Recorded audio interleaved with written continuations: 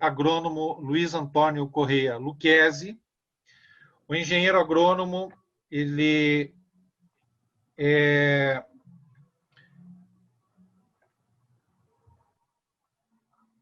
conselheiro federal do CONFEA, é coordenador da Comissão de Educação e Atribuição Profissional do CONFEA, presidente da Associação dos Engenheiros Agrônomos do Paraná, diretor de Relações Internacionais da Confederação dos Engenheiros Agrônomos do Paraná e, atualmente, é o superintendente do IBAMA do Paraná. Temos conosco também o geógrafo Hélio Sidol, pós-graduado em Geografia, analista ambiental, chefe de fiscalização, foi superintendente e chefe de gabinete da presidência do IBAMA. Temos conosco também a doutora Rita de Cássia Linhares Pulner, formada em Direito pela PUC do Paraná,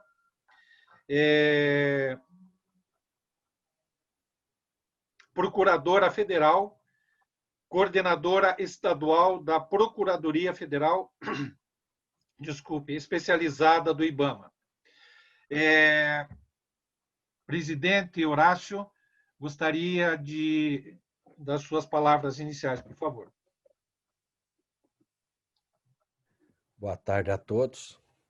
Cumprimentar o meu amigo Lucchesi, a doutora Rita, o Hélio e o nosso vice-presidente, bem como o Ferroso. Hoje nós estamos muito satisfeitos porque o Lucchesi e sua equipe vai nos falar sobre a sustentabilidade da urbanização do litoral, mais especificamente na região do Paranaguá. Caro Lucchesi, o Instituto está à sua disposição, a palavra é sua, meu amigo. Muito obrigado, presidente. Quero agradecer especialmente em vosso nome e dos membros da diretoria do Instituto de Engenharia do Paraná aqui presentes. Então, o senhor presidente Horácio Guimarães, o vice-presidente José Alberto Ribeiro e o meu amigo diretor técnico do IEP, o engenheiro Ferrúcio Puchinski, pela oportunidade de compartilharmos com a engenharia paranaense questões altamente relevantes, não apenas para o estado do Paraná, mas também para o Brasil, e ao procurá-los, não fomos plenamente acolhidos, e então aqui estamos para atender um convite então feito, né? E dito isso, dizer que o que iremos colocar vem ao encontro das palavras que pude ler aqui no convite que me chegou sobre a filosofia, né, do IEP, da diretoria, de buscar o desenvolvimento socioeconômico sustentável do nosso Estado, com a transparência das instituições. Antes de passar a palavra para as pessoas que irão se aprofundar no tema, dizer que o IBAMA, talvez todos não saibam, ele é uma autarquia federal, ele é dotado de personalidade jurídica, de direito público, e possui autonomia administrativa e financeira. É um órgão, é uma autarquia vinculada ao Ministério do Meio Ambiente, criada por lei. E a nossa missão, e senhores engenheiros que estão nos ouvindo, é proteger o meio ambiente e garantir a qualidade ambiental, assegurando a sustentabilidade dos recursos naturais, executando ações de competência federal. Então, a nossa visão com essa missão é de promover o desenvolvimento sustentável do Brasil. E, no caso aqui da nossa unidade da federação, por conseguinte, do Estado do Paraná. Os valores do IBAMA, e eu tenho sido testemunha disso, são a ética, a excelência técnica, o compromisso socioambiental e também li no vosso ofício, presidente, a transparência. vem ao encontro do que foi dito ali. A efetividade, o respeito à vida, a autonomia e o respeito à diversidade, né? Então, também é importante nessa fala, né? A que estamos aqui? Sobre as atribuições do IBAMA, né? O que faz o IBAMA? Então, nós, também por lei federal, nós temos, diferentemente, só algumas instituições do Brasil têm esse poder, nós temos o poder de polícia ambiental. E dentre as N atuações, né, está a de executar a política, as ações de política da Política Nacional do Meio Ambiente, também atribuída por lei, no que compete a nossas atribuições federais, porque existe também o fórum estadual e municipal, relativas a... Então, é muito importante para a engenharia, para a agronomia e para as geociências, que estão aqui presentes nesta live, ações relativas ao licenciamento ambiental, controle da qualidade ambiental, autorização do uso dos recursos naturais, que implica portos, aeroportos, ferrovias, rodovias, por exemplo, fiscalização e monitoramento e controle ambiental, observadas aquelas diretrizes nacionais. Então, nós executamos ações supletivas de competência da União e desenvolvemos várias atividades que vão da preservação à conservação do patrimônio natural brasileiro. Então, para finalizar aqui, né, o que faz o IBAMA para operacionalizar essas questões? Ele propõe e edita normas e padrões de qualidade ambiental, zoneamento e avaliação de impactos ambientais, o licenciamento eu já citei, existe o cadastro técnico federal, não vou entrar em detalhe, fiscalização propriamente dita e aplicação de penalidades administrativas, que depois a gente pode fazer o fechamento dessa live como instrumento, né? Geração e disseminação de informações relativas ao meio ambiente, monitoramento ambiental, principalmente no que diz respeito à prevenção de desmatamento, que vai ser objeto também da nossa fala, queimadas e incêndios. Apoio a emergências ambientais, que é outra questão importante, acidentes são gravíssimos, principalmente nas rodovias hoje aqui, fora outros. Execução de programas de educação ambiental, que é a nossa fala que vem ao encontro, e elaboração do sistema de informação, e também com estabelecendo critérios para os recursos faunísticos, pesqueiros e florestais. Então, também vem ao encontro da nossa fala, porque falaremos aí da Baía de Paranaguá, e é importante. Então, especificamente com relação a Paranaguá, existe uma questão muito importante, que agora vou passar a palavra aos demais, que é a questão dos manguezais e seu impacto nessas atividades, né? Eu citei e vou exemplificar apenas a questão do licenciamento. Por exemplo, portos e ferrovia, por exemplo, né? Tem várias outras questões. E nós, presidente, nós fomos instados, né, por decisão judicial a agir ali em Paranaguá, inclusive com a execução da desocupação de áreas ilegalmente ocupadas. E aquilo me chegou, eu entrei no IBAMA em setembro de 2019 e a gente vem estudando a questão já há algum tempo e rebuscando, né, completando as informações com uma série de diagnósticos e observações e vimos que se cumpríssemos prontamente as decisões judiciais, não teríamos, né, um resultado para alcançar a nossa missão, um efeito ambiental desejado. Então, ao invés de simplesmente cumprir a ordem, conversamos, discutimos, tivemos audiências formais com a Justiça Federal, com o Judiciário, com o Ministério Público, tanto dos níveis federal quanto estadual, e passamos a interagir com os atores, né, do Executivo municipal, estadual. Né, temos sido assim, muito bem recebidos pelo Executivo estadual, por meio dos secretários do Executivo Maior do Governo, que é o governador. e sempre no intuito de buscar soluções, né? E, após conversar com o Executivo, o Judiciário, né, nós achamos que era o momento de maturidade de trazer a questão à comunidade, né?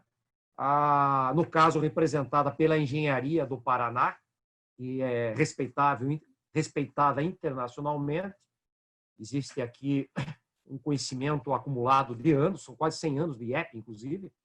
Então, agradeço novamente e vamos ver o que após a fala, após a publicação do vídeo também, o que é que os nossos associados também, os colaboradores do IEP, poderão oferecer ao Estado brasileiro para que a gente possa ter uma solução mais sustentável para o nosso Paraná e para o nosso Brasil.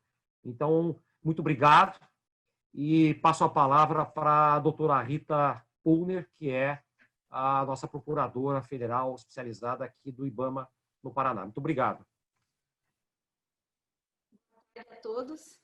Eu agradeço assim muito o convite para estar aqui participando dessa apresentação, porque talvez a gente esteja diante de uma quebra de paradigma. Dentre todas as atividades que o professor Lucchesi falou do IBAMA, a que mais aparece para a população é a atividade de fiscalização. E o IBAMA, na sua atividade de fiscalização, ele realmente exerce o poder de polícia administrativa. E como polícia, detectando uma infração, a mão do Estado é pesada, como deve ser mesmo, para garantir o direito fundamental ao meio ambiente ecologicamente equilibrado. No caso de Paranaguá, desde 98, mas no começo do ano 2000, o IBAMA começou a fazer operações de fiscalização para impedir a ocupação irregular nos manguezais. E fez isso lavrando autos de infração, imputando multa e embargando área, apreendendo bens. Toda aquela ação efetiva que é esperada do IBAMA. Só que, e para a desocupação das áreas, nós ajuizamos dezenas de ações civis públicas. Só que essa ocupação desordenada, ela é exponencial, então a ação do IBAMA não consegue acompanhar a ocupação pelas pessoas. E, efetivamente, nós conseguimos várias decisões favoráveis na justiça, como o professor já falou, só que, fazendo um diagnóstico da área, a gente verificou que talvez não surta o efeito necessário do ponto de vista do meio ambiente. E resolvemos, e por isso eu digo a quebra de paradigma, porque resolvemos sair dessa postura só policialesca para tentar achar uma solução para o problema. E é isso que nos traz aqui hoje, né? Então, temos o Porto de Paranaguá, temos a Baía de Paranaguá. De um lado, nós temos o porto, que tem uma função essencial para o país, é um dos maiores do país, mais importantes, principalmente na exportação de grãos. Do outro lado, nós temos a ocupação dos manguezais, que impedem que esses manguezais exerçam a sua função ecológica e que filtrem os sedimentos que vão para a Baía, ou seja, chegando esses sedimentos, isso atrapalha que os navios aportem e façam a sua função de carregar e descarregar, enfim, a exportação do país. Traz um prejuízo econômico grande, né? Ao passo que essas pessoas ocupando o manguezal estão despejando esgoto diretamente nesse ecossistema, atrapalha a vida marinha como um todo, afeta diretamente a pesca, cuja fonte de renda, o recurso pesqueiro é a fonte de renda dessas pessoas que estão instaladas irregularmente no manguezal. Então, nós temos um problema social, econômico e ambiental para ser tratado. O IBAMA resolveu, a partir de um diagnóstico que a gente já vai ver pela apresentação do Hélio, resolveu capitanear a tentativa de uma solução para esse problema, né? E estamos falando com vários atores, como o professor já bem esclareceu, e o governo do Estado, a própria presidência do IBAMA, enfim, Ministério Público, Justiça Federal, está todo mundo imbuído, né, nesse objetivo comum, que é de realmente fazer a diferença na questão ambiental, né? E estamos levando esse problema para várias pessoas, trouxemos aqui agora para a gente tentar, em conjunto com a sociedade, com as pessoas que realmente querem mudar alguma coisa para melhor, né, nessa questão ambiental, para nos trazer sugestões e alternativas. É o que a gente quer aqui. Então, a partir da apresentação do Hélio, a gente vai ter uma visão melhor, vai compreender melhor os fatos e vai poder discutir melhor, ok? Agradeço e passo a palavra para o Hélio. Eu gostaria de complementar a fala da doutora Rita, que o IBAMA, na verdade, não está capitaneando, nós tem usado o termo catalisando, então aproximando os diferentes atores. Não queremos ser, né, o pai da criança, nós queremos ser o instigador, o promotor dessa solução complexa. Então, por favor, Hélio, muito obrigado. Antes do Hélio falar, Luquezzi e doutora Rita, eu só queria complementar. Eu tenho que parabenizar vocês por esse trabalho. É um trabalho árduo, é um trabalho muito sério e que vocês estão vendo lá na frente. O Instituto de Engenharia tem obrigação para tentar buscar essas soluções que vocês tanto estão procurando. E nós nos colocamos à disposição de vocês para que o Instituto venha a cooperar com o IBAMA aqui na região do Paraná. Hélio, você pode dar continuidade, Hélio. Então, boa tarde a todos. Eu vou iniciar os slides. Está aparecendo aí uma imagem do satélite? Então, todos os rios, eles transportam sedimentos, uns mais, outros menos. Isso é um fenômeno natural. Quando esses rios desembocam no mar, de modo geral, essa carga de sedimentos que os rios naturalmente carregam, ela vai sendo depositada na foz do rio e pode acontecer o que acontece nessa imagem aqui. Isso aqui é a foz do rio Mississippi, nos Estados Unidos, aqui no Oceano Atlântico. Então, toda essa porção aqui, ela foi construída com sedimentos que o rio naturalmente foi transportando ao longo dos anos. Muito bem. Aqui é a nossa saída ou entrada, como queiram, da Baía de Paranaguá para o Oceano Atlântico. Essa questão aqui, essa ilha aqui é a Ilha do Mel. Essa pluma que se percebe, essa cor diferente aqui na água, é exatamente os sedimentos que foram trazidos pelos rios, jogados dentro da Baía de Paranaguá, e parte deles ainda foi transportada, quando a maré está vazando, para dentro do oceano.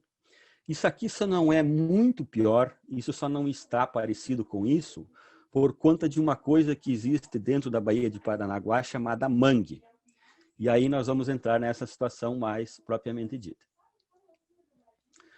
Isso aqui é o estado do Paraná, todos nós conhecemos, né? Temos aqui aproximadamente 20 milhões, em números redondos, 20 milhões de hectares de território, onde temos floresta umbrófila mista, umbrófila densa, cerrado, campos e por aí vai.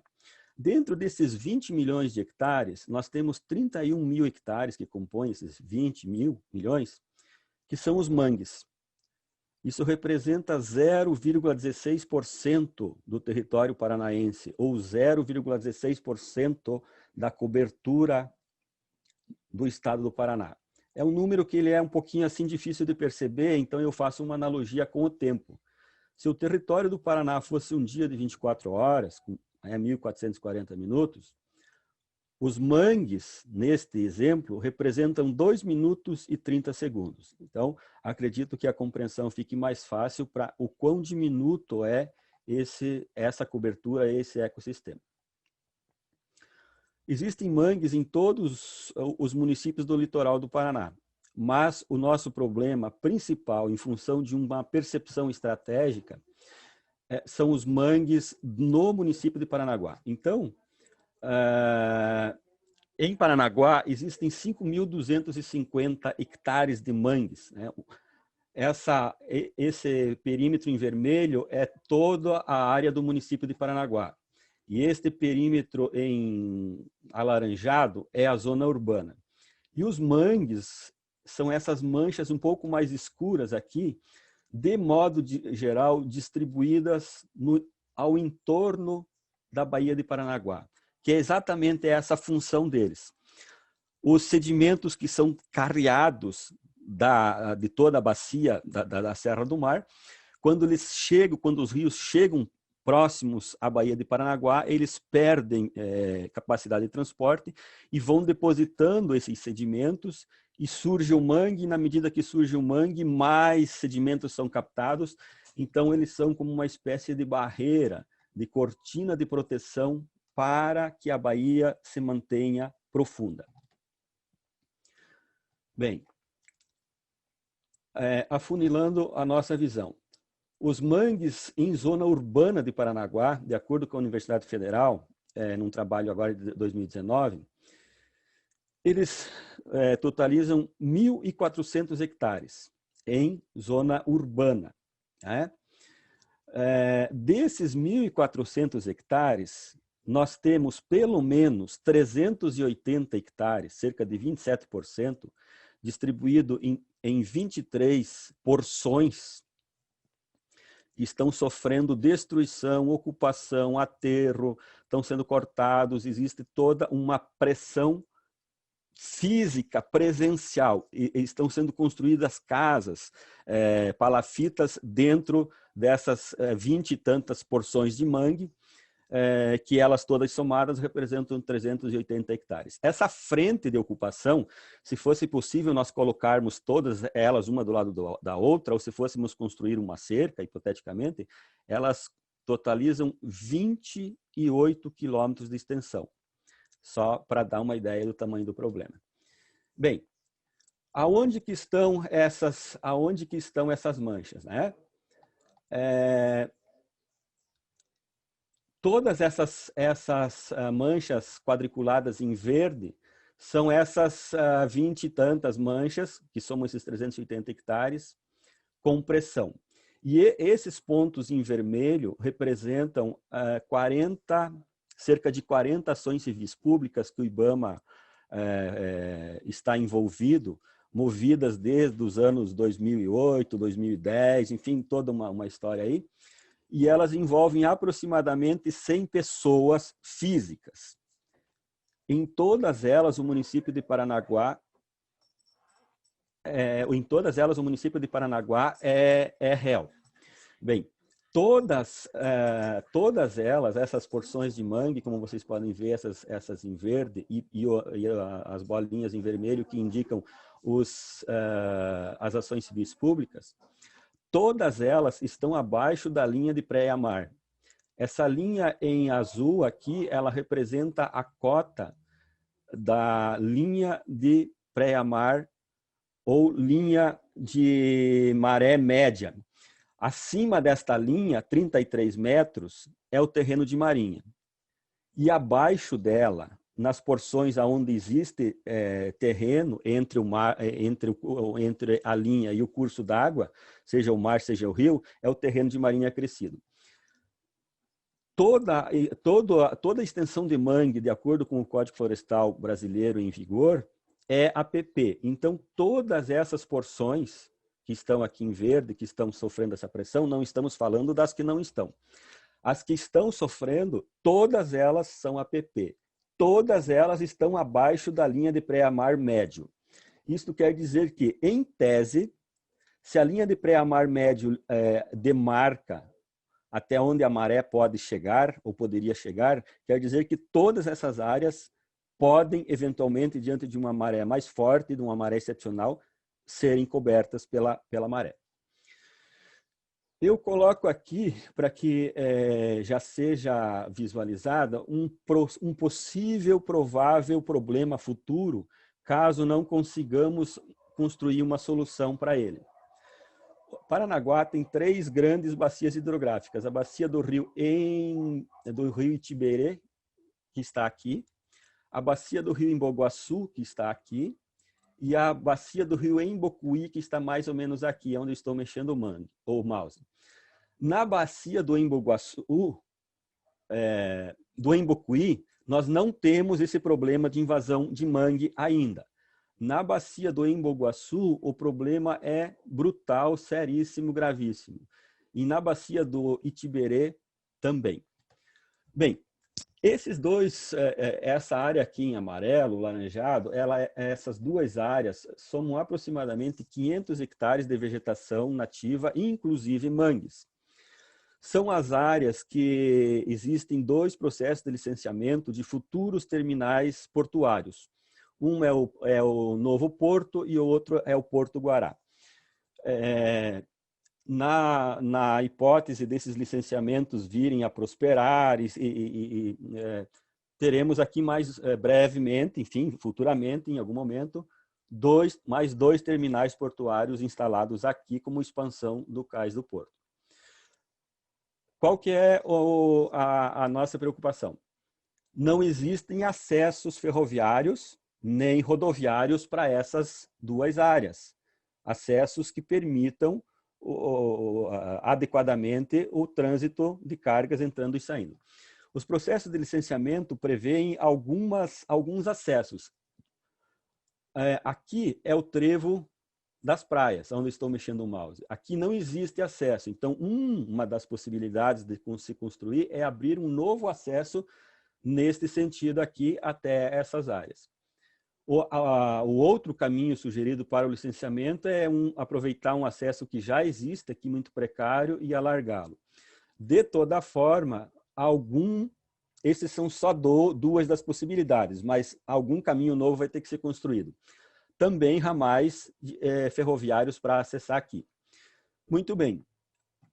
Nos anos 80 foram construídas aqui aquela alça de acesso do trevo de Paranaguá, aqui acessando ao porto, e ela, a partir do momento que ela foi aberta, ela virou um atrativo, um vetor para a ocupação irregular dessas áreas aqui. Todas essas áreas aqui, a ocupação ocorreu após os anos 80, após a construção desta alça de acesso ao porto aqui.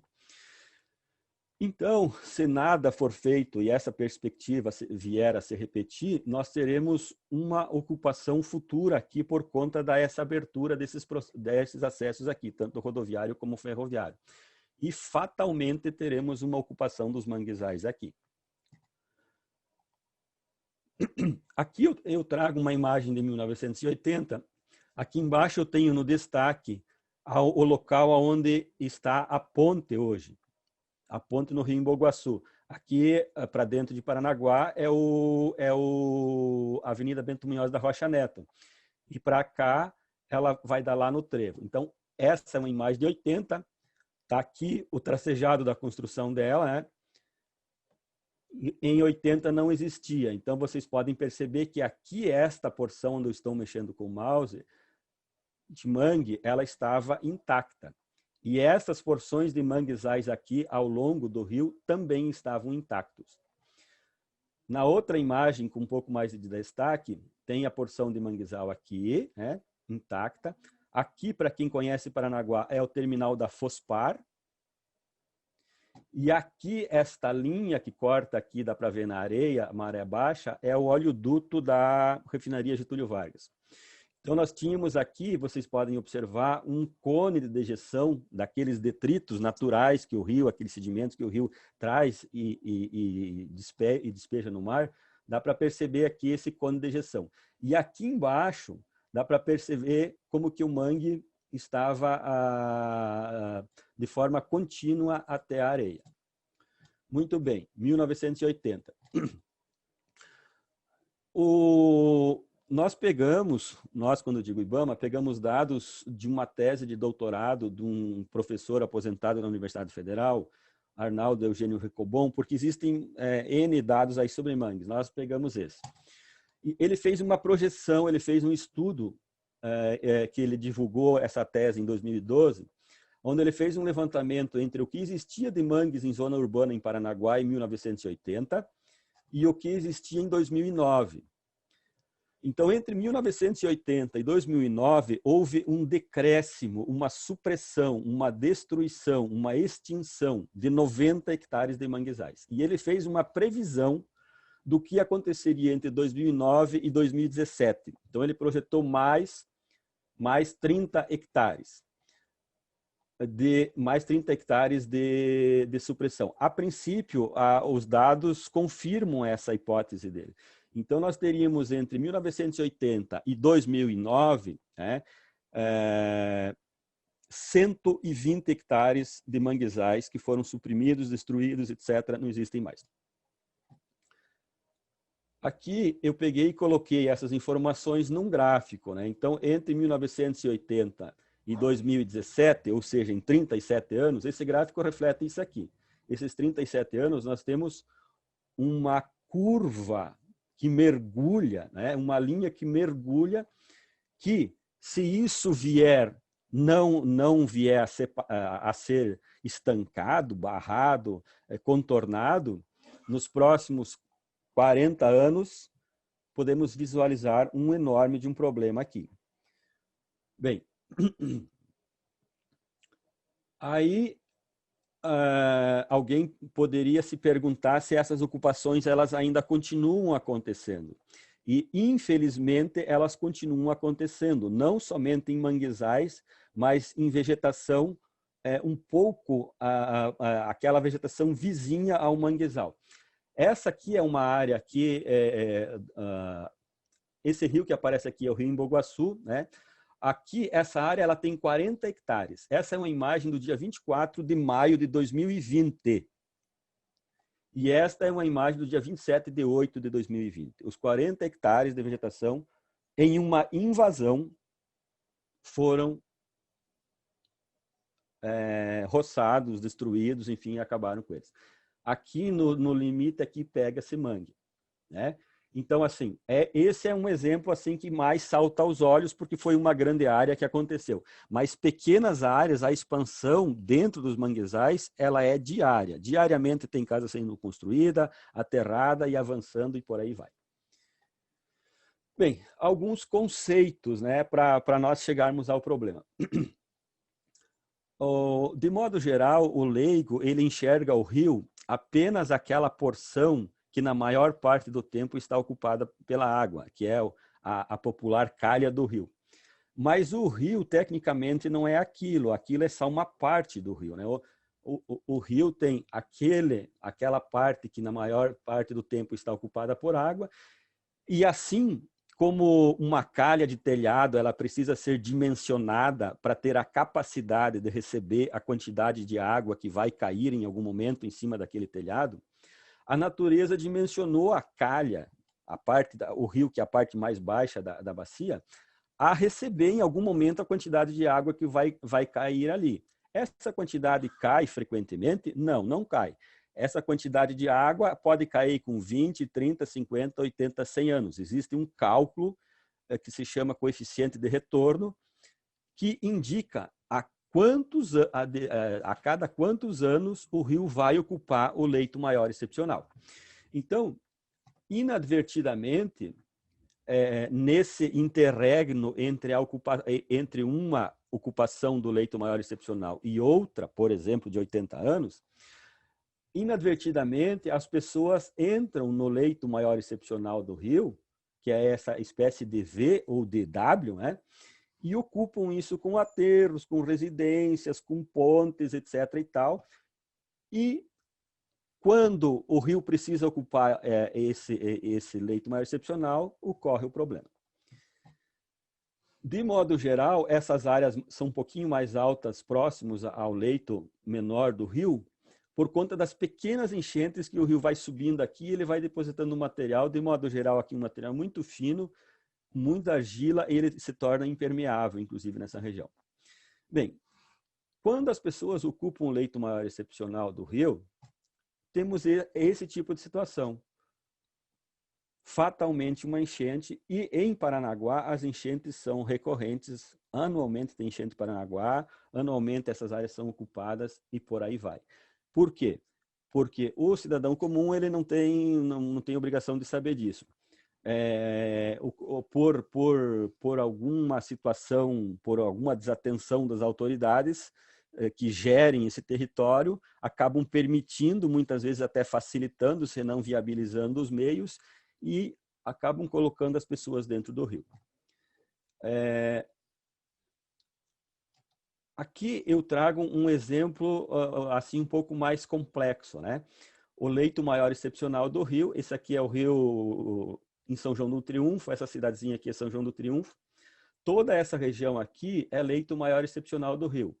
Então temos aqui a água no leito menor, mas de tempos em tempos, quando o coeficiente de retorno ocorre, ele acaba transbordando e passando direto. Essa porção aqui, inadvertidamente, foi aterrada, e toda essa porção aqui, inadvertidamente, foi aterrada e foi construída a ponte.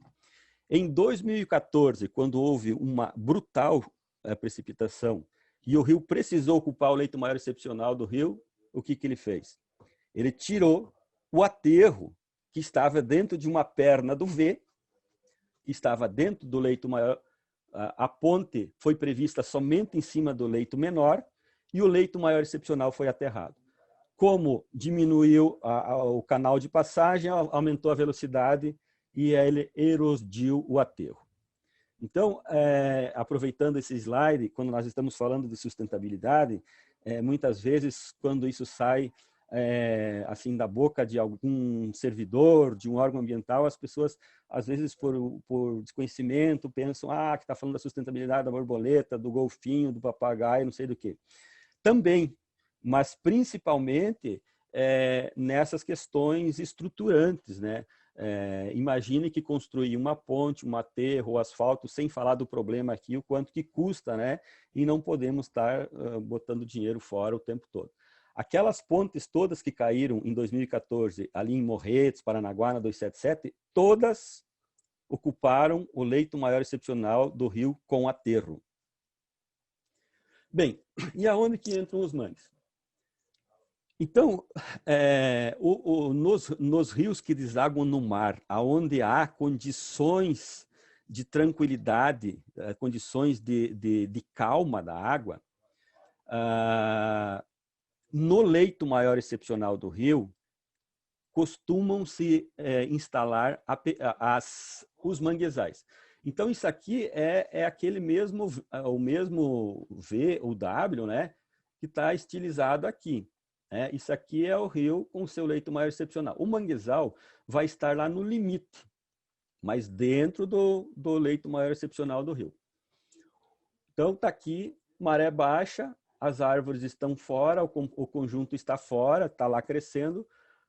Quando a maré sobe, é um ambiente extremamente adaptado, a maré sobe, ela avança para a perna do leito maior excepcional para os lados, espalha a água. Por que acontece isso? Porque a maré subiu, represou. Se ela represou, ela vai parar o fluxo.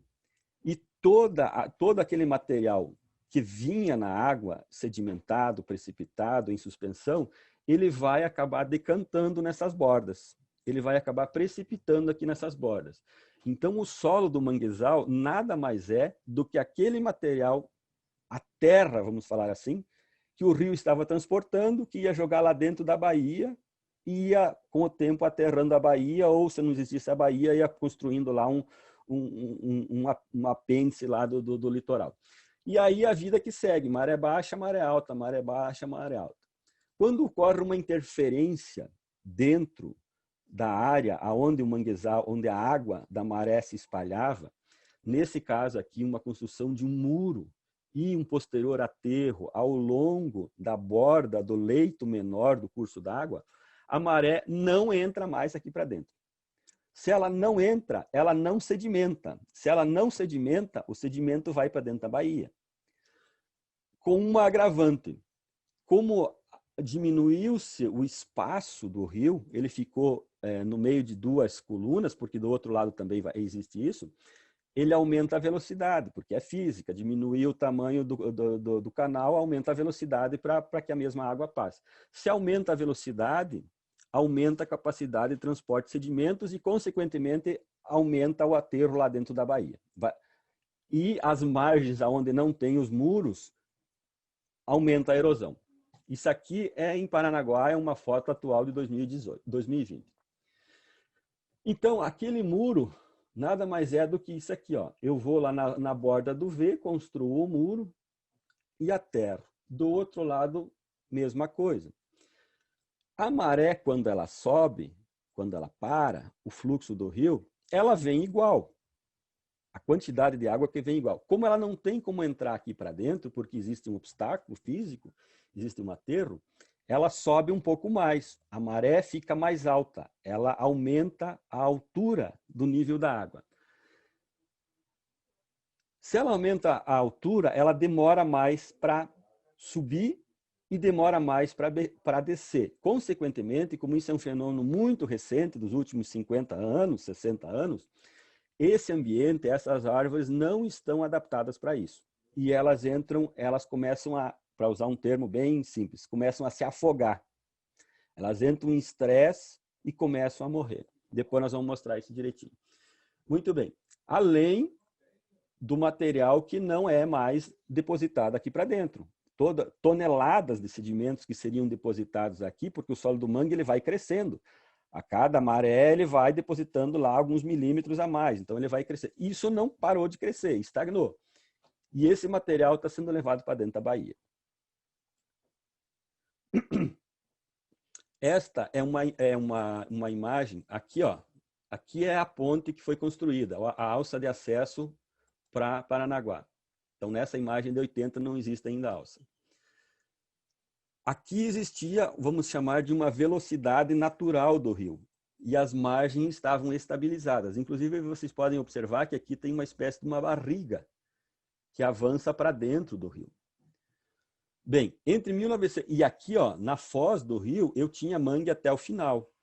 Eu tinha um fluxo meio que perpendicular à baía que está lá dentro.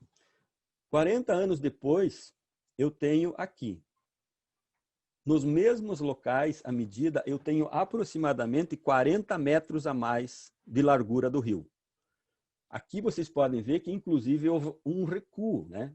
Se eu tinha uma barriga de vegetação além da ocupação, agora eu tenho um recuo. Por quê? Porque aqui tem aqueles muros. Então, aqui, o rio não consegue escavar mais, né? Mas como ele aumenta a velocidade, aqui ele faz um pequeno remanso e ele vai escavando aqui. Então, aqui já houve um aumento de 40 metros de largura, sem contar que o rio já mudou seu curso. Se na imagem anterior ele ia lá para dentro, agora ele já furou aqui.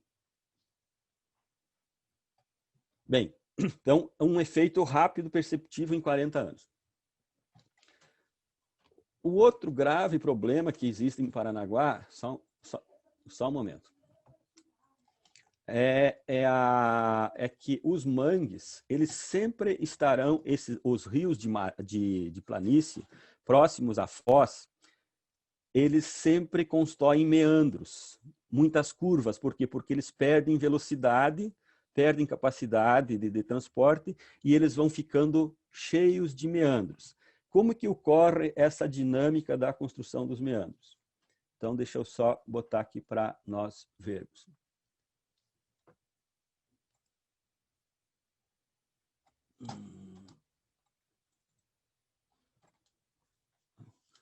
Só um momento que eu preciso trocar aqui de apresentação. Apareceu aí uma tela verde para vocês? Muito bem. Então, essa é a dinâmica dos meandros. Só para aproveitar aquele conceito dos leitos, essa parte verde clara é a parte de terreno firme. Essa parte verde escura aqui é o leito maior excepcional do rio. E essa parte marrom aqui é o leito menor do rio. Então, uma outra particularidade é que ao longo dos anos, das décadas, dos séculos e dos milênios, o rio vai ficar circulando, ora para cá, ora para lá, com o seu leito menor. Ele vai ficar andando aqui, ele vai ficar serpenteando para um lado e para outro, que é o que nós vamos ver na animação. Eu vou começar, percebam como ela vai se alterando. Eu vou repetir, que é muito rápido. E agora eu vou colocar e ele vai seguir.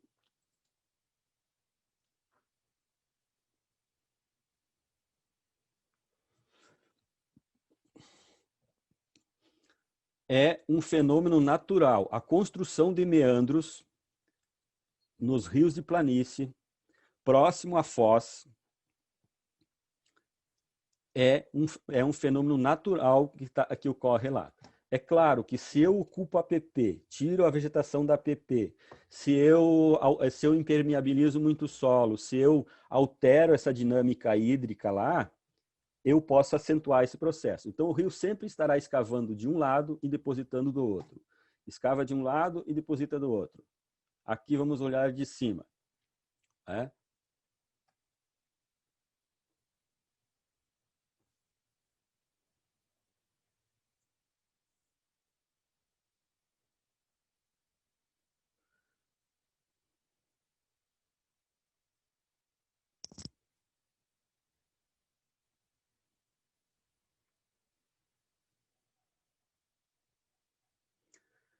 De modo geral, o que acontece é isso.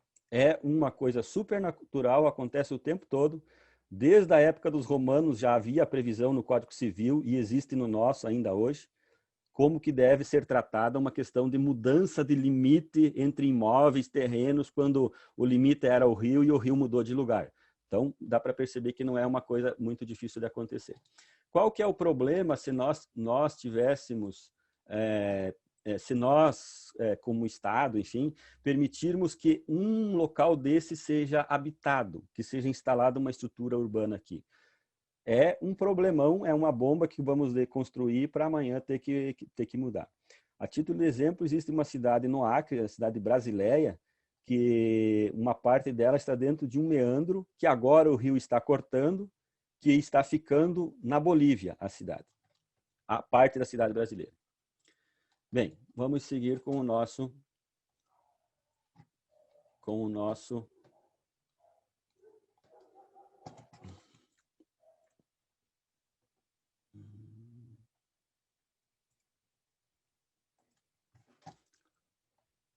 Apareceu aí São Mateus do Sul para vocês?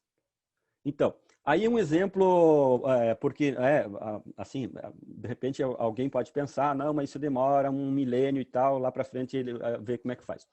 Isso aqui é a cidade de São Mateus do Sul, no Paraná, que possivelmente todos conhecem. Curitiba está aqui neste sentido. E Foz do Iguaçu está neste sentido aqui. Então, o rio corre neste sentido. Aqui, em 1984, nós temos um meandro. Dá para ver que existe uma grande faixa de terra aqui no meio ainda. Em 1994, 10 anos depois, o rio quase já furou o caminho. Em 2004, ele já furou. E aqui eu tenho uma imagem de 2019. Essa parte verde aqui toda, tudo isso aqui é leito maior excepcional do rio. Todas essas espécies de faixas que aparecem aqui pelo meio, de mudança de cor, são leitos abandonados do rio. Ele está andando aqui, aí depois ele vai para lá, e assim ele vai ficar aqui enquanto a terra existir. Se tivesse ocorrido uma ocupação, aqui teríamos um problemaço, porque teriam sido casas destruídas, agora o que ia fazer? Ia ter que fazer uma ponte, etc. e tal. Isso em 20 anos. 84, 94, 2004. Em 20 anos, o rio abandonou o meandro. Existem exemplos aí dos rios do litoral, que desaguam na Baía de Paranaguá também, mas eu peguei esse por uma questão de disponibilidade de imagens. Bem, voltamos para Paranaguá. Esse é aquele manguezal, aqui é o rio Embu-Guaçu, e aqui onde estou mexendo com o mouse é o terminal da Fospar. Essa é uma imagem de 80. A linha azul aqui é a linha de pré-amar médio. Então, acima aqui mais 33 metros, terreno de marinha, e isso aqui tudo terreno de marinha crescida. Podemos dizer que até 1980, meio que estava respeitado o limite de ocupação. Lembrando que em 80, a partir de 80, a partir dessa imagem, é quando foi construída a linha, a alça de acesso aqui para o mar, e a partir de 75, quando foi dragado o canal da Galheta. Então, isso tudo aumentou, acabou servindo por uma falta de alguma política mais adequada que impedisse essa ocupação aqui. Temos 1980 desta forma. 96, 16 anos depois. A mesma linha azul. Põe a tela inteira para poder aparecer o mouse. Ah, vocês não estão vendo? Desculpem. O que será que houve aqui?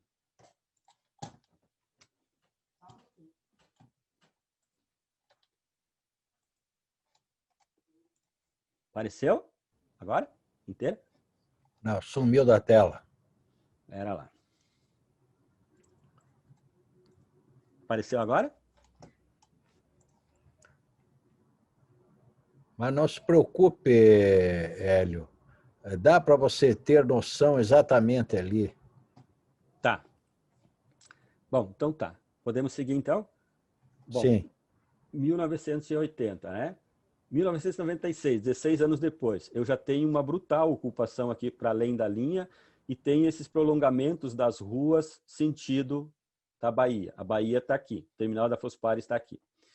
Em 2019, eu já tenho toda essa ocupação, existe um bairro inteiro ali, e eu já tenho os acessos abertos até as estradas, as ruas abertas até a Bahia, e eu tenho uma ocupação lá ocorrendo nesse momento. Eu tenho toda essa borda aqui, tem casas sendo construídas agora. Se nós formos lá, tem casa sendo coberta, fundações sendo feitas, aterro, etc., tudo aqui acontecendo. O IBAMA tem uma série de ações civis públicas aqui que tentamos barrar com multas e não conseguimos essa ocupação. Esse aqui é um outro local, para quem conhece Paranaguá, aqui na parte de baixo do vídeo é aquele hub da rede ferroviária, né, a área de estacionamento, e aqui é o Rio Emboguaçu. Então, vocês podem ver que aqui não existe ocupação nessas regiões. 80, 96. 80, 96. Eu tenho uma ocupação enorme aqui. Mas eu ainda tenho uma faixa entre o limite da ocupação e o rio. Em 2019, eu não tenho mais. Eu já ocupei tudo isso aqui e continuo ocupando. Essas áreas aqui todas estão com construção em andamento. Essa é uma imagem que eu vou chamar a atenção para uma coisa que vai vir lá na frente. Aqui, vocês estão vendo o mouse ou não? Não? Puxa vida, vamos ter que resolver isso. Só um momento, você vai ter que maximizar a tua tela, daí o mouse aparece. Mas ela já está... Que tem a canetinha ali. Só um segundo. Vamos tentar fazer isso aqui de novo. Espera lá.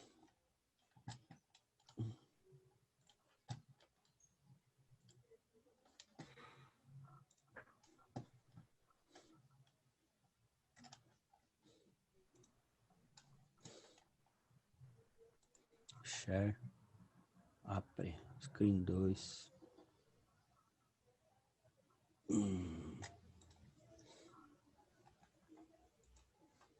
Agora aparece? Top. Ótimo. Ótimo. Então, aqui é o pátio de estacionamento da rede. Aqui está a linha ferroviária, construída na época de Dom Pedro II. Né? Aqui, ao lado da linha ferroviária, nós temos a linha de alta tensão que leva energia para movimentar o porto, enfim, a subestação de distribuição de energia da cidade e do porto. Chama a atenção que os engenheiros da época observaram esse princípio geral de engenharia, né, que é colocar as obras a salvo de questões de maré, de questões de enchente, enfim, essa coisa da sustentabilidade. Então, já lá nos anos 1800 e tanto, quando foi construído isso, Eles tomaram esse cuidado de colocar a linha a salvo, colocar ela num patamar mais elevado da linha de pré-amar médio. E a linha de alta tensão também. Trocando em miúdos, nada disso que está para além da linha de alta tensão aqui no sentido do rio tem sustentabilidade. Nada disso do ponto de vista da engenharia está certo. Isso é uma situação, enfim, um desprezo por princípios de engenharia elementares, né? Bem, esse local aqui, chamado de Vila do Povo, aqui onde eu estou circulando o mouse, nós fizemos um levantamento em cima de dados oficiais do Paraná Cidade, aproximadamente 1.000 unidades residenciais. Dentro desse pequeno espaço tem 10,7 quilômetros de rede de distribuição de água e tem 0 metros de rede de coleta de esgoto ou de tratamento de esgoto. A única coleta, que poderíamos chamar de coleta de esgoto que existe, são galerias pluviais, onde as pessoas ligam o esgoto. Em cada rua existe uma galeria, as pessoas ligam esse esgoto na galeria e como a parte mais baixa está dentro do manguezal, do que sobrou dele, o esgoto totalmente bruto vai para dentro do manguezal. E as casas que estão na borda da ocupação, elas jogam o esgoto direto do banheiro para dentro do manguezal. Bem, como eu falei lá no começo desse estresse que o manguezal está sofrendo, que ele está morrendo, a Universidade Federal do Paraná fez um estudo que foi concluído agora em 2020, no começo de 2020. Ele só não foi publicado por conta das questões da pandemia, mas eles nos cederam esse material. Eles mediram a quantidade de clorofila disponível na vegetação arbórea dessas 23 porções de mangue que estão sofrendo essa pressão imediata. Aqui nós temos a escala, né? À esquerda é uma folha sem clorofila, portanto morta, inanimada, e do lado direito uma com bastante vigor, com bastante clorofila, né? Bem, eu tenho aqui essa porção de mangue naquele mesmo local lá da Vila do Povo, o manguezal que está nos fundos da ocupação. Aqui está a rede, né? A rede ferroviária. A princípio, tem mais vegetação sem clorofila do que com clorofila, porque, em tese, isso aqui deveria estar verde, né? Um alto teor de clorofila. E ele está amarelo, ou marrom, ou vermelho. Predominantemente, voltando aqui para a escala, está predominantemente nessas duas porções aqui da parte mais baixa da escala, né? Essa aqui é uma outra porção, também próximo daquela vila. Vocês podem observar que quanto mais perto do limite de ocupação, mais morto o mangue está, ou totalmente morto, né? E aqui aquela outra ocupação, também muito. Aqui o mangue está um pouco melhor, nessa porção ele está um pouco melhor, porque deste lado, voltado para a baía, não existe o muro. Então, aquele nível da água se dissolve para dentro da baía, ele não está estancado. Já essas porções aqui estão estancadas, tanto por esse lado como por outro lado. Então, ele está muito pior por conta disso, né? Aqui ele está dentro daquele V, lá, do W, lá do leito maior excepcional. Está estancado dos dois lados, aqui estancado dos dois lados. E aqui só estancado desse lado. E lá a baía compensa um pouco essa elevação do nível da maré. Todas as 23 manchas medidas estão assim. Bem, aí eu vou mostrar para você. Posso fazer uma pergunta, Hélio? Claro, por favor. Essas áreas todas invadidas, todas elas têm os serviços essenciais, com exceção do esgoto? Água e luz? Água e luz nas partes que estão um pouco mais urbanizadas. Então, naquelas partes da ocupação mais antiga, existe a energia elétrica, inclusive com iluminação pública, e existe rede de água. E a partir destas existe o popular gato, tanto para energia como para água. Barbaridade. Vamos para algumas imagens de 2020 para que vocês vejam a situação.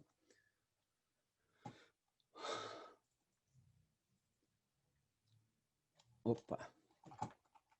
Vamos acelerar um pouquinho isso. Aqui. Apareceu para vocês uma série de fotos pequenas, né? Então, assim, apareceu uma foto bem grande agora? Não?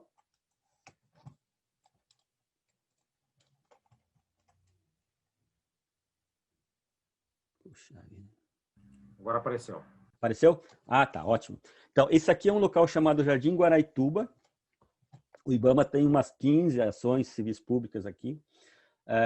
A partir desta rua que aparece aqui, ó, que eu não estou mexendo com o mouse, tudo isso aqui é invasão.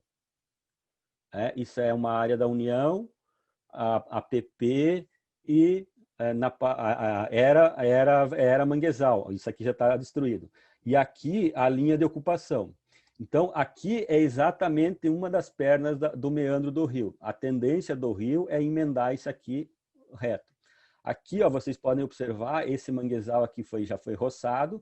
Aqui já existem ruas assim, demarcadas, sei lá por quem. E esses terrenos aqui, todos eles, em tese, digamos assim, já tem algum dono, algum responsável por eles.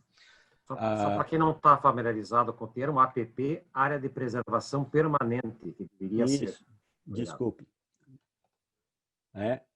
Aqui é uma foto do mesmo local. Vocês podem ver que já existem umas marcações do terreno limpo, assim, retilíneo. Quer dizer que alguém já está cuidando dele, né? Uma outra imagem. O mangue natural, ele tem a borda arredondada. Inclusive, essas manchas pequenas aqui são alguns tocos que estão rebrotando. Aqui um outro aspecto do mesmo local. Aqui a maré está começando a subir. Essas fotos foram feitas 10 horas da manhã. E aqui é a outra perna do rio. Então, o rio aqui, inclusive, naturalmente, ele já está cortando esse meandro aqui. Então, essas ocupações todas aqui vai acontecer, o rio vai vir de lá, ele vai escavar nessa curva aqui e vai abandonar esse meandro. Esse é o Jardim Guaraituba. Vamos para outro, rapidamente para vocês.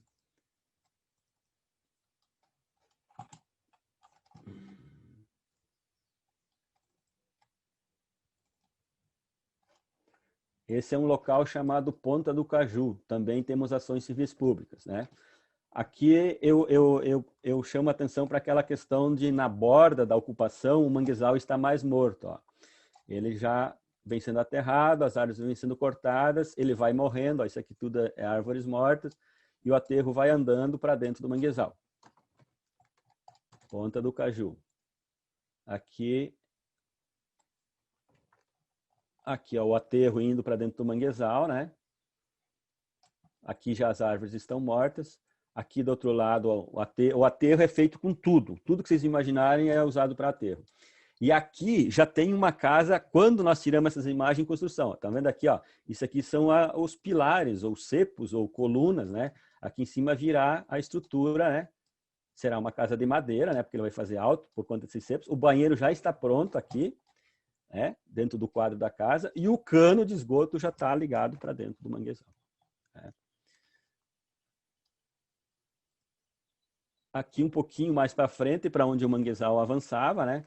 Então temos aqui uma construção sendo feita, a parte da fundação da casa, super alta do chão, tanto que até tem uma escadinha aqui para subir em cima das vigas, tanto por um lado como por outro para descer, né?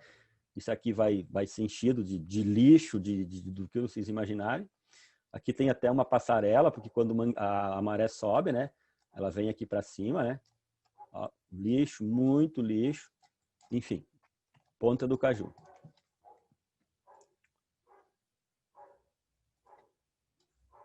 Aqui, o cidadão está em cima dessa casa aqui, ó, colocando o telhado. É aquilo que eu falei para vocês, a coisa ela está andando todo dia. essa rua aqui, quando nós começamos a atuar e autuar lá em 2006, ela era toda de chão. Os nossos autos de infração estavam no final da rua.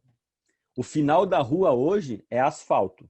Quer dizer, o final que era o final da rua lá, das autuações, hoje é o final do asfalto. E a rua de chão está bem lá para frente.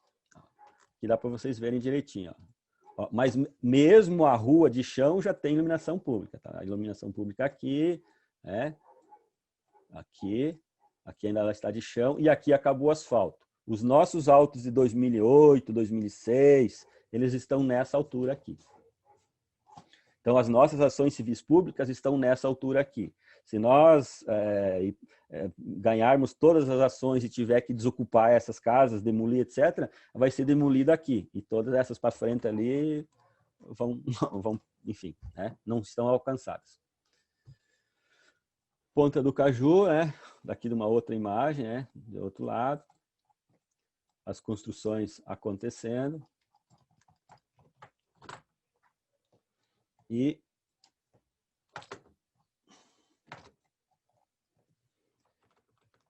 vamos para outra agora.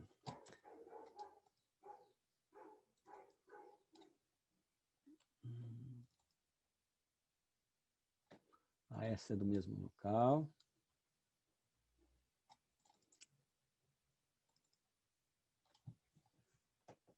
Vila São João. Esses locais são assim muito distantes um do outro. Inclusive um é numa bacia, o outro é noutra bacia de outro rio, assim. Então o problema está espalhado por todos os lugares. Aqui é a frente de ocupação. Aqui é o Rio Tiberê, né? O porto está neste sentido aqui do mouse aqui, né? Então lá está a frente de ocupação. Aqui nós temos a ocupação. Aqui, ó, já uma casinha com banheiro no meio, uma casa de 2 cômodos. Aqui, esse cano branco é a saída do esgoto. Aqui já outra. Aqui, enfim, aqui inclusive tem um chiqueiro que tem um porco dentro. Ó. Landraste. Bem,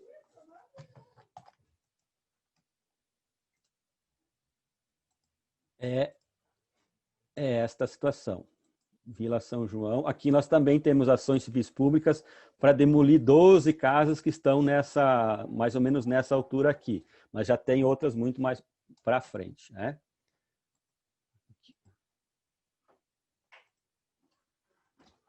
Muito bem.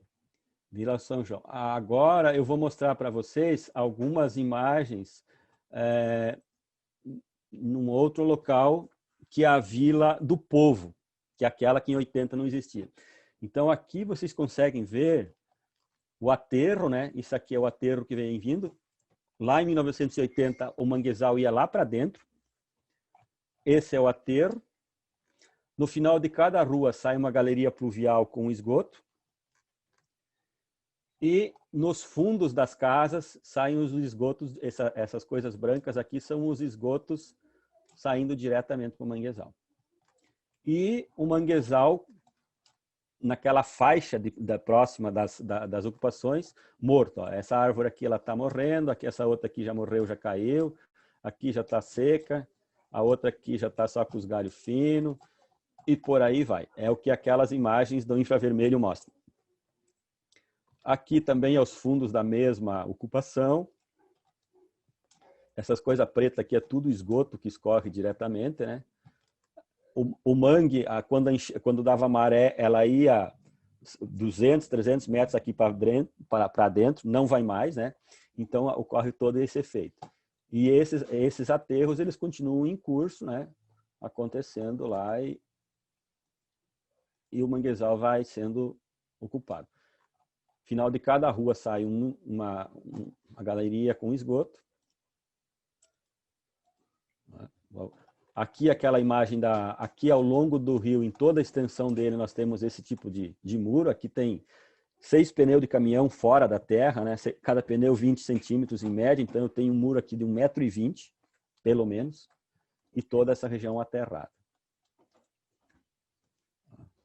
Aquilo que eu falei aqui, ó, o final dessa rua aqui, esse aterro acabou de ser feito, a terra está espalhada ainda, né?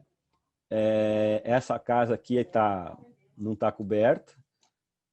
Aqui já tem um terreno cercado que já tem dono. Aqui tem um monte de resto de construção, um toco de madeira e tal, que aqui tem um cidadão com um carrinho, ó, na imagem, na filmagem aparece direito, ele está carregando e levando para lá a terra, né? E os pau, o resto de construção, ele está jogando aqui para aumentar o aterro. Essas duas casinhas acabaram de ser construídas, né?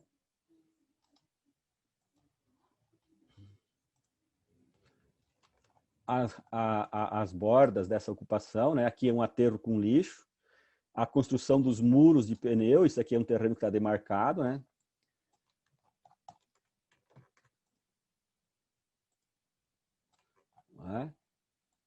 O manguezal já está morto, ou está morrendo. Aqui uma visão do outro lado do rio. Então, lá temos a linha férrea, né? Que é praticamente o limite da zona ocupável sustentavelmente dentro dos princípios de engenharia, né? E aqui um poste da linha de alta tensão. Então, para cá, do ponto de vista da engenharia, isso aqui, os princípios não se aplicam, não houve uma subversão, digamos assim. Não estou dizendo que da engenharia, mas sim de quem fez isso aí, né? Que não observou. Aqui, ó, a casinha, então tá aqui, ó, o gato, ó. Aí vem o gato aqui, daí dessa casa passa para essa, e o esgoto sai dessa para essa e vem aqui para o meio do mato. Bem, aqui é aquele outro ponto, lá perto do terminal da Fospar. Então, lá no fundo eu até tenho um navio, né, parado lá no terminal da Fospar. Isto tudo aqui, dentro do zoneamento do solo, de ocupação do solo de Paranaguá, é zona de expansão portuária. Isso é uma dádiva, digamos assim, que o Estado do Paraná tem, que o Brasil tem, de poder expandir amanhã depois os seus portos, ou o seu porto de Paranaguá, mas estamos permitindo essa ocupação aqui e, consequentemente, de certa forma, inviabilizando aí uma futura expansão do porto. Luquezzi, isso aí tem participação política?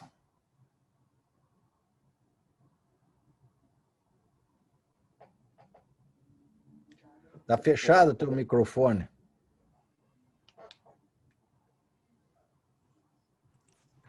Desculpe, presidente, pode repetir? Essas invasões têm apoio político lá da região? Porque Veja, o que eu estou vendo uma coisa infinita. Sugeriria, nesse momento agora, nesta data, nós não tocarmos nessa questão. Vamos nos ater à questão da engenharia. Mas, de fato, a apresentação ela atesta uma história e um momento. Então, o que eu estou vendo ali você ali no pátio do quilômetro 5 da rede, logo em seguida para baixo já está tudo asfaltado, rapaz. Então, sim, isso aí é uma coisa que você não tem fim. Essa expansão que o Hélio expôs agora, futura expansão para o porto, isso aí está perdido, porque a indústria desses terrenos aí está caminhando ali, a gente vê. Hoje vai lá, amanhã já é outra coisa. Eu vou aproveitar o momento da sua interrupção da apresentação para dizer o seguinte. O IBAMA, eu, no caso, tenho um cargo, né, e tenho responsabilidade civil e criminal pelo cumprimento da lei. Então, nós não estamos omissos. Não é?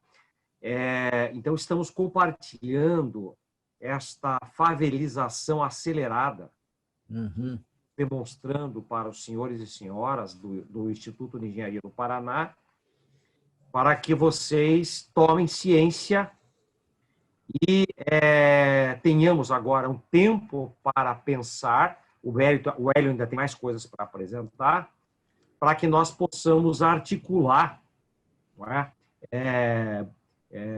Nos 3 níveis, municipal, estadual e federal, um plano de ação por conta deste local ser um dos mais estratégicos para o Brasil.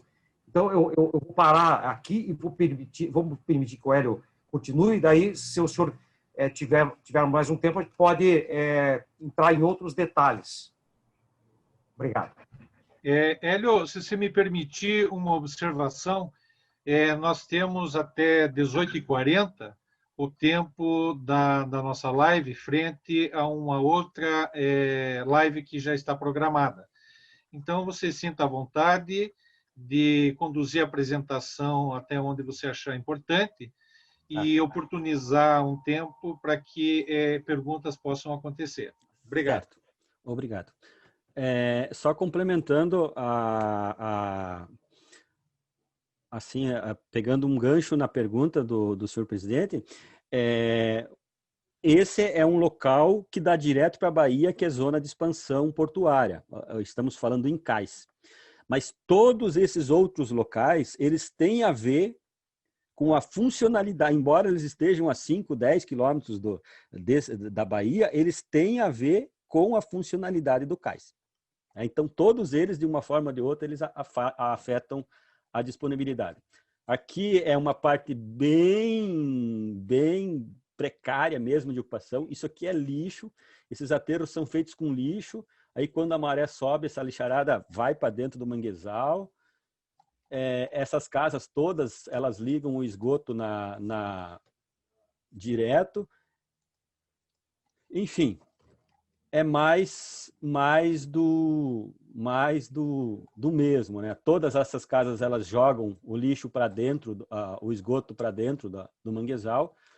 E isso, dentro da função do manguezal de ser berçário de vida, né, é um problema terrível, né? Aqui o final da rua, né? Aqui o final do antipó, né? Enfim, eu vou avançar um pouquinho para a gente poder comentar mais lá. Mas isso aqui é tudo coisa que está em andamento, né? Andamento, casas sendo construídas. E aqui eu quero aproveitar para falar uma outra coisa. Na medida que nas proximidades aqui vai acontecendo toda essa ocupação e o mangue vai morrendo, algumas árvores vão morrendo, o normal do mangue é ser como ele está aqui do outro lado, bem denso. Esse mangue ralo não é normal, então algumas árvores já morreram. Quando a vegetação está sadia, que ela está próxima, que ela está densa, quando ocorre um vento, ela dissipa esse vento de uma forma, porque ela tem uma coisa chamada efeito de massa. Quando ele está ralo, esse efeito não existe. E aí as poucas árvores que existem acabam sendo quebradas por qualquer vento. Essas árvores todas quebraram pelo vento.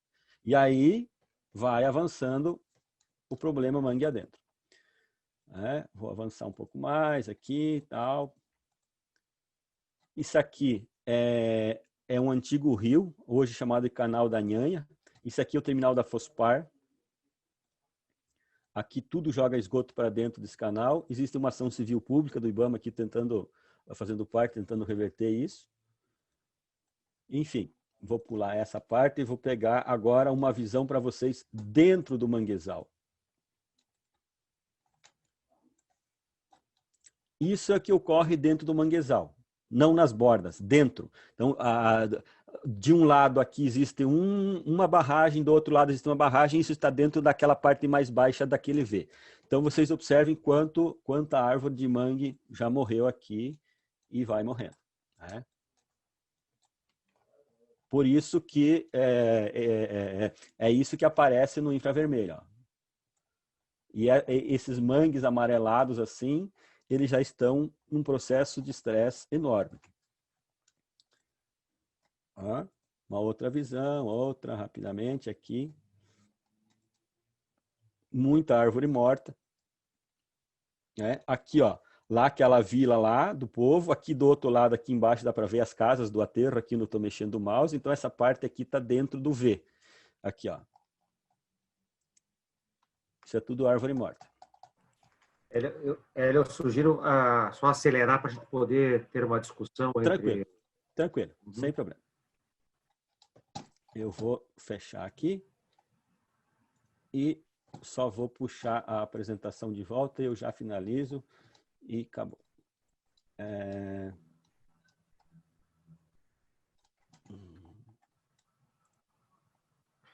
Voltamos para... Só um momento, só um momento. Imagens 2020.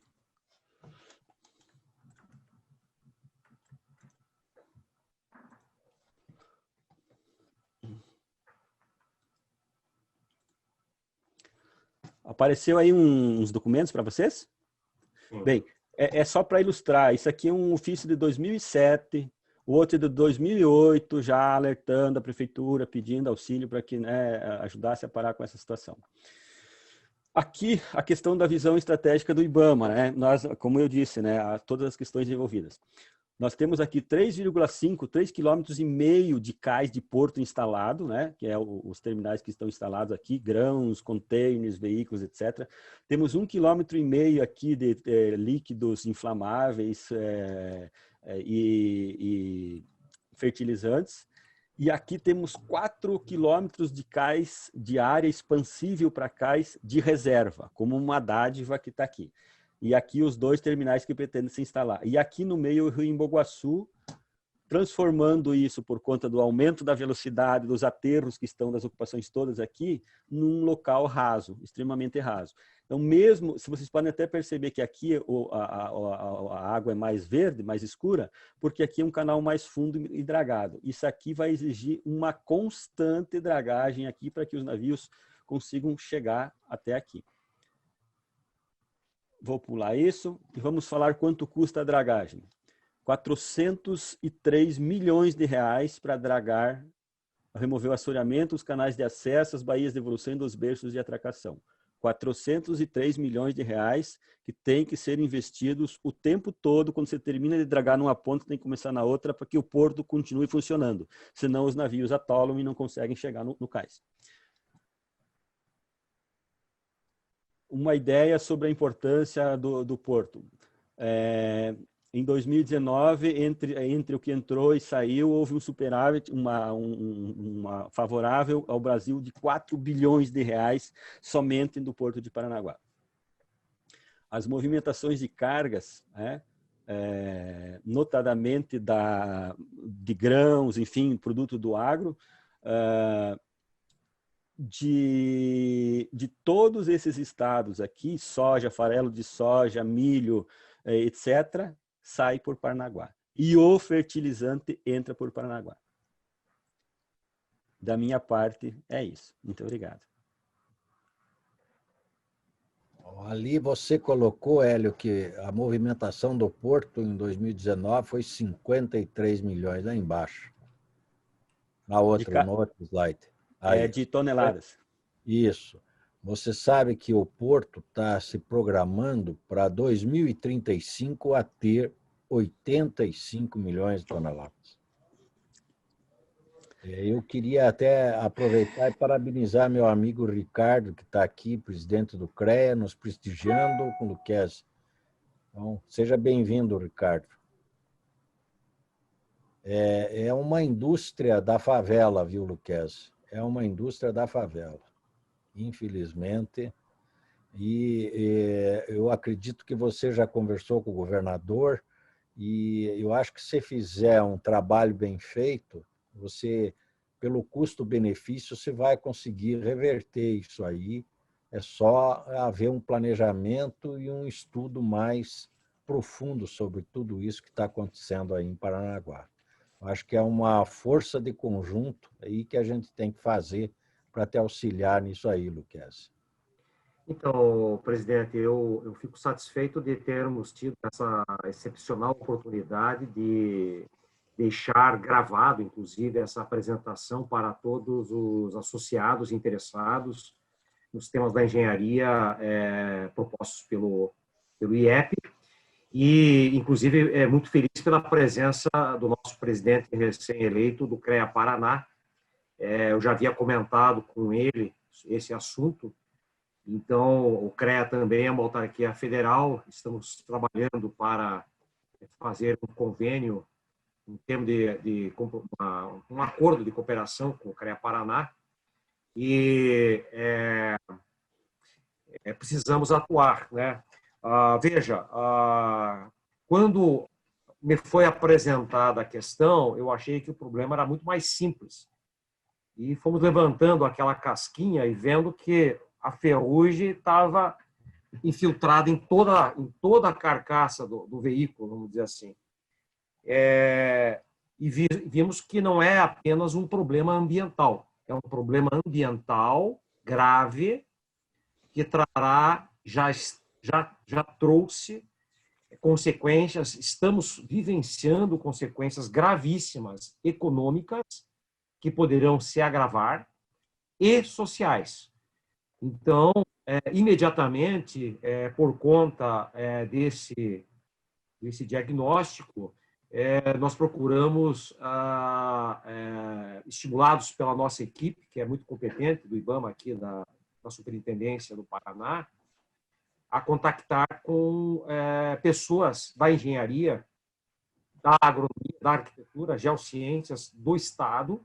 Essas pessoas sensibilizaram os seus dirigentes, né, secretários de Estado, nos reunimos com eles, depois sentamos rapidamente também com o governo.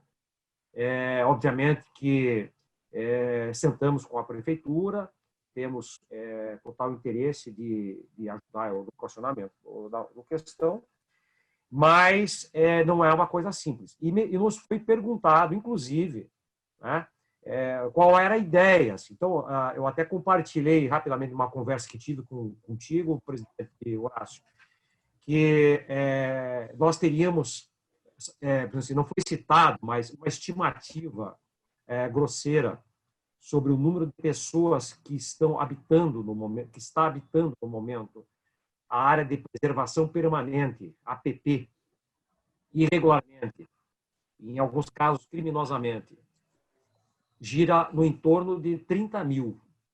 Então, talvez não seja realista imaginarmos a retirada de 30 mil pessoas. É possível, mas para isso precisa ter vontade, né? Então, estamos refletindo sobre linhas de corte e cenários.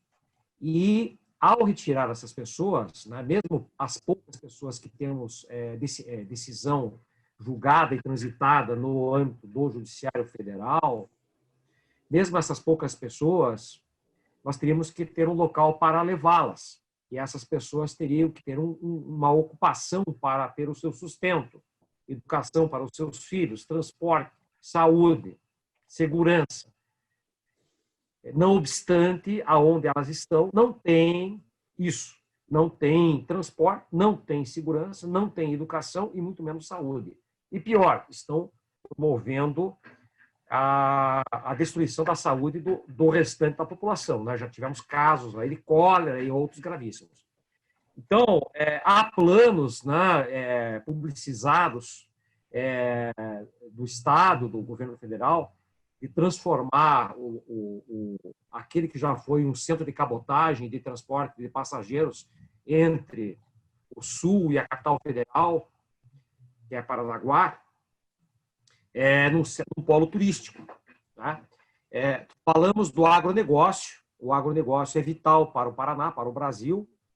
Sem o fertilizante, sem o adubo, que inclusive é a minha área de especialização na Universidade Federal, não há produção agrícola. Paranaguá é o maior centro de recepção de nutrientes, adubos. Então, vem adubo do mundo todo, da África, da Ásia, do América do Norte, né? Potássio, fosfato e nitrogenados. Então, que precisa ser aprimorado para baixar o custo do Brasil, né? Então, o impacto econômico é muito grande. Agora, nós, do IBAMA, nós aqui no Paraná, por meio da lei federal e das suas regulamentações que estão em vias de implementação, nós fizemos até uma live ontem sobre a conversão de multas. Então, nós temos um recurso vultuoso que estamos articulando, né, buscando a possibilidade legal e administrativa de aplicar esses recursos do Estado do Paraná para o que precisa de projetos. Projeto para relocar essas pessoas. Sabemos da dificuldade de áreas para construção de habitação no litoral, mas é possível que talvez no outro bioma, que não o manguezal, nós pudéssemos negociadamente com o Ministério Público, com o Executivo e com o Judiciário, o Legislativo, obviamente, identificar e talvez tivéssemos que verticalizar a habitação dessas pessoas, com uma qualidade de vida mínima, com emprego, renda, transporte, etc. Só que são pessoas que também são pessoas do mar, do campo, da pesca, né? Elas não têm essa cultura. Então, é um problema social grave. Mas há esse recurso, talvez, até para a elaboração de projetos, mas haveria necessidade antes de uma discussão conceitual, né? O governo do Estado, acredito que esteja muito preocupado e agindo no sentido de buscar um grupo de trabalho de alto nível para equacionar conceitualmente os caminhos a serem tomados. Então, nós, como falamos no início, como estamos catalisando essa questão, vimos que era o momento de trazer, estou vendo aí o ex-presidente Nelson Gomes também presente, fico feliz que esteja presente. Existe toda essa experiência, essa inteligência acumulada pela entidade que o senhor preside. E aí, daqui para frente, né, semeada esse tema, quem sabe possamos, né, ajudar da melhor maneira possível a discutir, fazer algum workshop, alguma coisa, né, para equacionar. Agora, para finalizar, né, o Hélio falou muito bem, né, nós temos várias questões aí sendo submetidas, discutidas e trabalhadas sob a legislação que rege o licenciamento ambiental desses empreendimentos. Então, seja a construção de novos portos, seja a ampliação de rodovia, né, o retroporto, seja a dragagem de canais, derrocagem, que é um assunto bem atual, seja a construção, que é um plano aí assim, uma prioridade do governo do Estado, a aceleração dos projetos e planos e aprovações da Ferroeste, que vai terminar em Paranaguá. Então, isso tudo vai bater nesse problema, porque vai existir as compensações, vão existir as questões, né, as exigências. Então, nós temos que pensar antes nas questões ambientais, falando apenas de Paranaguá, né, sem falar em outras questões do litoral, que estão surgindo, tais como a estrada que liga a BR-277 a Guaraqueçaba, que vai ampliar ainda mais o acesso dessas invasões, né? Então, são preocupações que nós temos, que gostaríamos de nos colocar à disposição como autarquia federal para institucionalmente acolhermos dados, informações para subsidiarmos os nossos dirigentes em Brasília, não é? E a nível estadual, né, ajudar o que for possível a administração e também a nível municipal para descascarmos esse abacaxi que está crescendo, presidente, a olhos vistos, numa velocidade incrível. Então, invasão, aterro com lixo, coleta ilegal, dejeção de esgoto, instalações de luz e água. Eu estava até pensando aqui, o conselheiro federal, a gente fica muito preocupado com a fiscalização de obras, né, legais, né, e, enfim, coisas para pensar. Quer dizer, de um lado, a gente exige o que tem que ser exigido, e de outro, praticamente nada. Então, encerrando aqui a minha fala, na condição de autoridade constituída, eu não poderia deixar passar isso. Quer dizer, para eu cumprir uma ordem judicial, eu não posso fazê-lo sem negociar isso com o juiz. Então, dentro da negociação estão essas discussões. Quer dizer, não vamos desocupar isso enquanto, né, mas teremos que, assim que tivermos essas condições, sob pena de. Né? Então, fica aqui o pedido, os agradecimentos e os cumprimentos pela visão e pelo trabalho da diretoria do IEP. Cumprimentando também, já aproveitando pela eleição aqui do engenheiro Ricardo, professor Ricardo, ao CREA Paraná. Muito obrigado. Muito bem, eu só queria, nós temos 5 minutos para considerações finais. Por gentileza, presidente. Eu só queria enaltecer o Lucchesi e aproveitar o Ricardo, que está presente. Tanto o IEP como o CREA, Lucchesi, são parceiros, e nós estamos aqui para ajudar você. Eu acredito que o Ricardo nos acompanha e vamos trabalhar o que for possível para tentar resolver. Eu até já aproveito e convido você, o Nelson está aqui, o Nelson faz parte da diretoria do Movimento Pro Paraná, e eu acredito que seria muito interessante se nós pudéssemos agendar com você uma apresentação no Comitê de Infraestrutura do Movimento Pro Paraná e do IEP. Tá? Se você estiver disposto, a gente conversa disso futuramente para agendar uma hora para você. E eu não sei se o Ricardo quer falar alguma coisa, Ricardo. Boa tarde a todos, estão me ouvindo bem? Bem rápido aí, que eu sei que estamos aí em cima do tempo, né, Ferrúcio?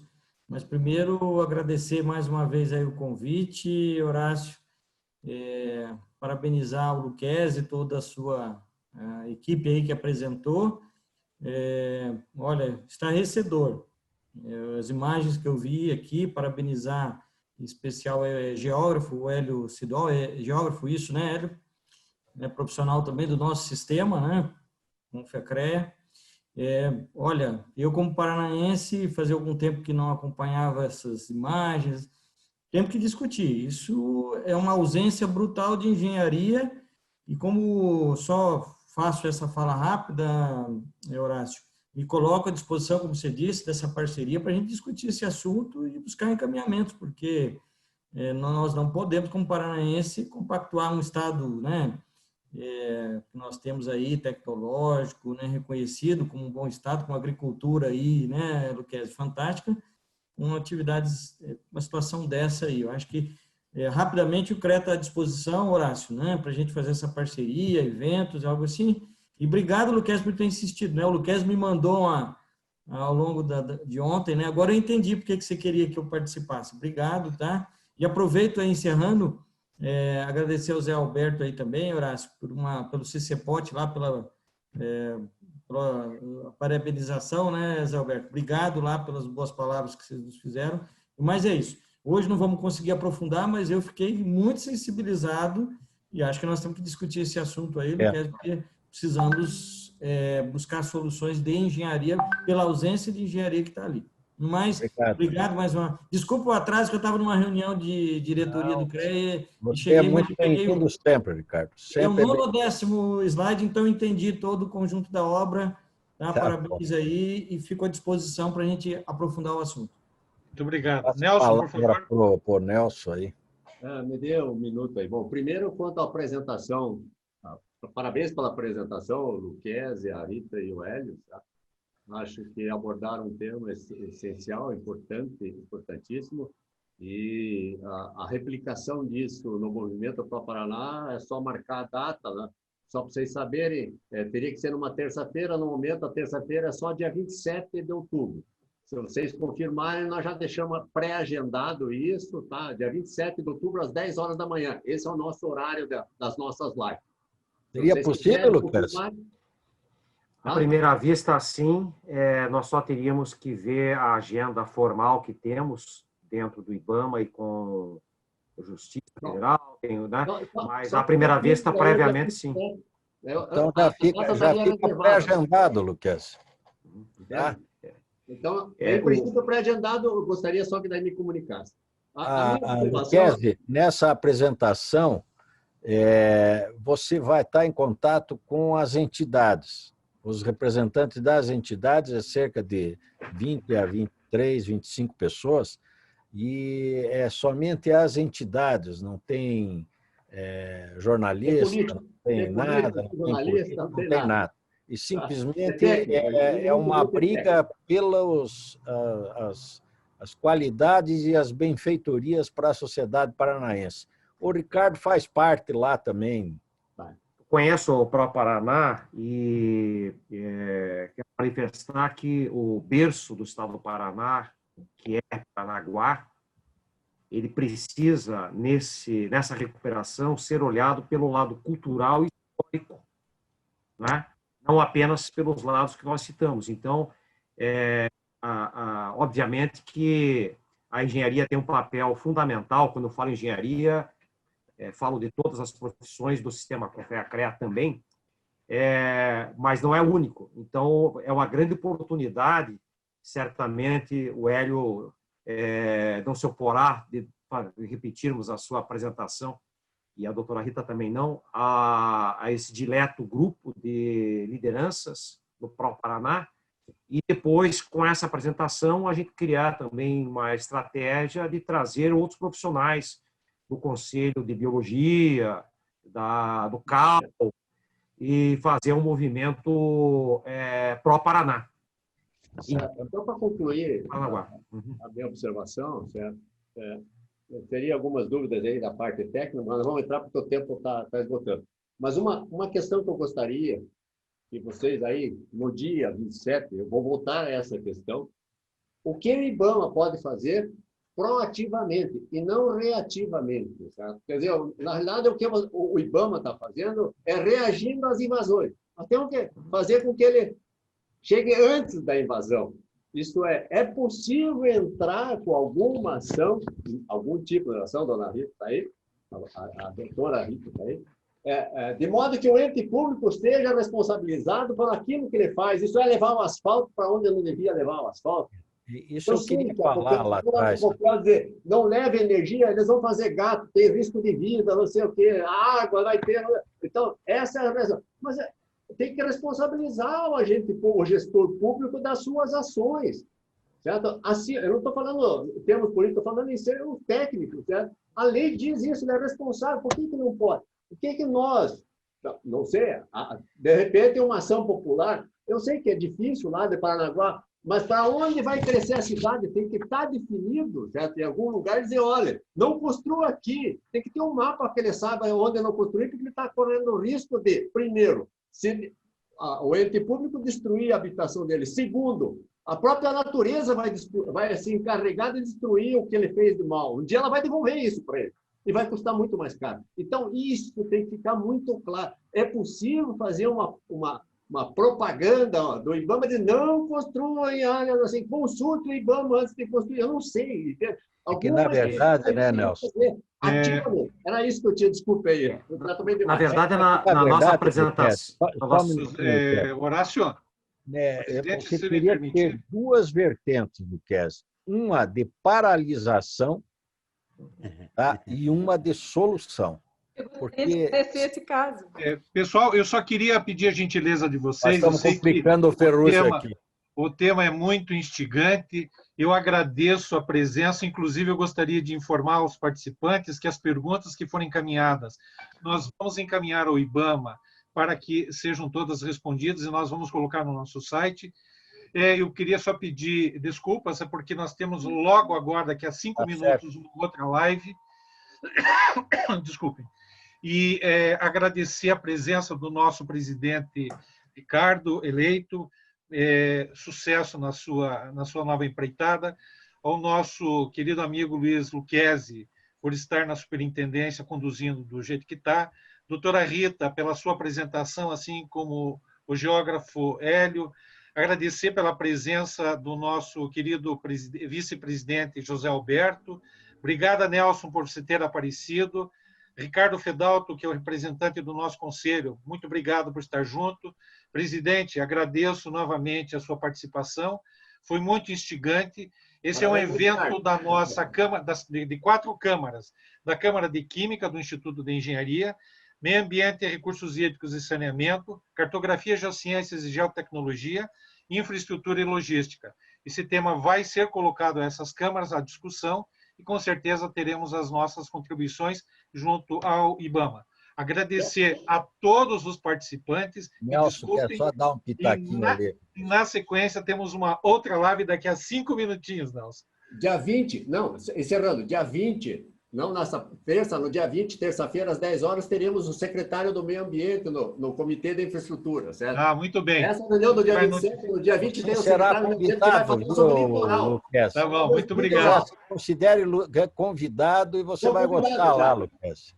Agradeço pela participação de todos. Grande abraço. Muito obrigado, muito obrigado. Tchau, tchau. Parabéns aí. Obrigado. Parabéns, Ferruccio. Parabéns, presidente. Parabéns, Alberto.